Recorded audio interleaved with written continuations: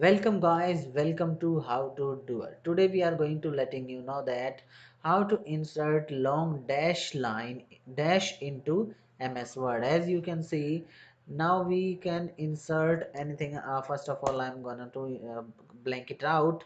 We will open first of all we will open our MS Word, and after that we think that how we can insert long dash.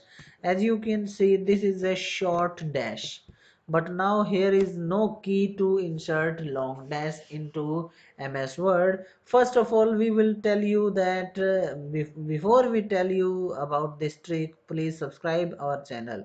Now, if you want to insert over here a long dash, you have to just press and hold Alt button, and after that you have to just type 0151, and uh, when you lift your finger from alt button, as you can see here you can see a long dash button in front of you. You can see long dash icon.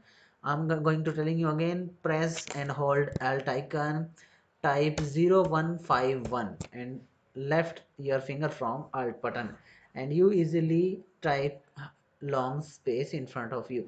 Hope you understand that how you can type a long dash or insert or add a long dash wherever you want to in MS Word. If you like this video, don't forget to like, share with your family and friends, and don't forget to subscribe and hit bell icon for get more videos like this. Be with us, keep learning how to do